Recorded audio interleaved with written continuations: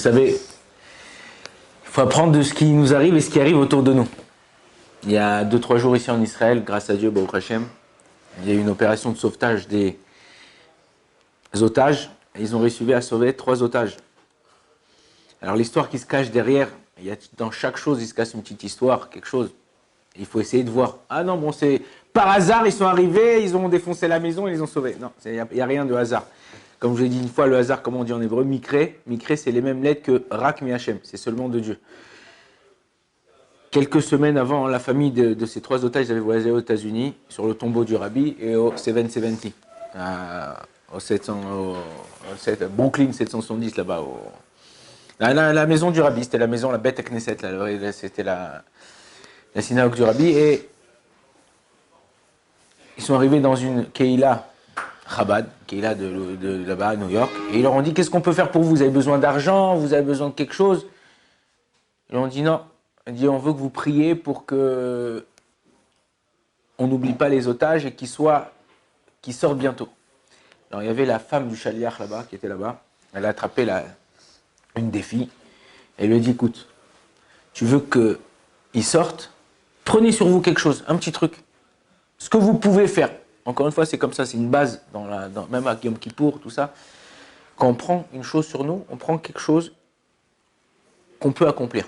Si tu prends quelque chose de trop gros ou de trop waouh, ben, de la même façon que tu es monté, tu descendras. Mais si tu, par échelon, elle dit, regarde, je ne vais pas te demander de faire Shabbat.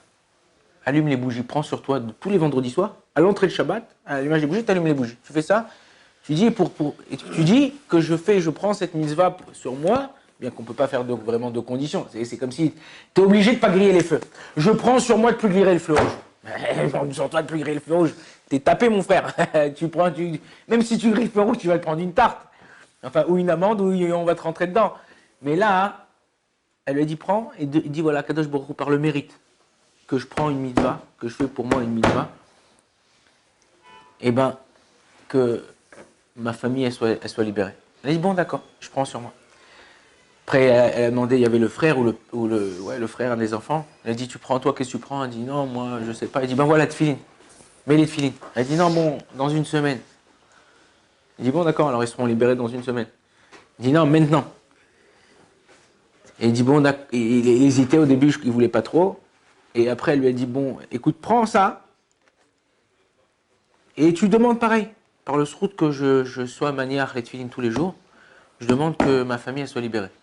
Et pareil, il a commencé après il a dit, attendez, ça me fait tellement de bien que je vais prendre une paire même pour mon père quand il sortira de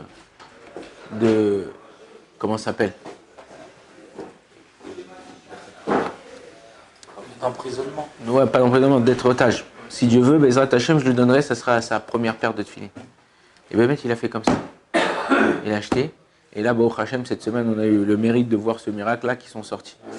Alors les gens, ils ne savent pas. Les gens qui regardent la télé, qui regardent les informations, qui ne savent pas, machin de ça, ils regardent. Il y a une vidéo qui est en train de se faire, de monter sur cette histoire-là et de raconter que les gens, ils racontent eux-mêmes. C'est-à-dire c'est les gens qui étaient là-bas, on voit leurs photos, on voit les gens. Mais attachés, on va voir aussi les parents qui ont réussi à sortir. Mais Akadosh Baruch Hu, celui qui est en émoi d'Ada, celui qui a toujours une lueur d'espoir, Akadosh Baruch Hu, il ne laisse pas. Même si tu es très loin, tu sens que tu fais des bêtises, c'est pas bien, t'es pas au top, ok? Ne te déconnecte pas d'Akadosh Baruch Hu. Le Yetzer Hara, il va dire, mais attends 2 secondes. Tu fumes un ouinge le soir, tu vas voir ta meuf de lendemain, machin et tout. Comment tu peux mettre les tefilines le matin? Non, ça c'est le Yetzer Hara, ça n'a rien à voir. Ça c'est une mitzvah, ça c'est une mitzvah, ça c'est une avera, ça c'est une mitzvah. Ouais. On est obligé. Tu dis, bon, j'ai pas payé l'électricité, ça fait 3 mois, donc je paye pas le gaz, je paye pas l'eau, je paye pas tout. Non, c'est bon. Mais n'importe quoi, ça n'a rien à voir. Ça c'est l'eau, ça c'est l'électricité, ça c'est le gaz. Je paye ce que je peux payer.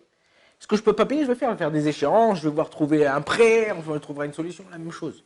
Le etc. il essaye d'une chose. On verra, on parlera de ça peut-être la semaine prochaine.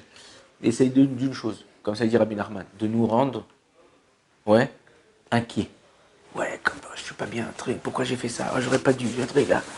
Il dit le plus grave dans la Havera, c'est de tomber dans l'inquiétude et dans la tristesse. Il dit ça c'est le plus grave dans la Avera. Si toi, même si tu as fait une Avera, ok, il faut regretter. Bon ça va, j'ai fait une Avera, mes frères, c'est rien du tout, on kiffe, c'est la vie, on vit qu'une fois. Non, je t'ai pas dit de vivre comme ça et t'en foutre de tout. Tu fais une Avera, d'accord. Pense, essaye de réfléchir, mais je continue à avancer. Je continue à être en contact avec Akadosh Baruch Hu. Comme ça, même si je me tombe, je relève. Il y a écrit Sheva et Paul Tzadik Vekam. Cette fois, il tombera le Tzadik, il se lèvera. Donc notre but à nous, c'est même si on tombe, on se lève. Bezrat Hashem. Baruch Adonai, Olam, Amen, Amen.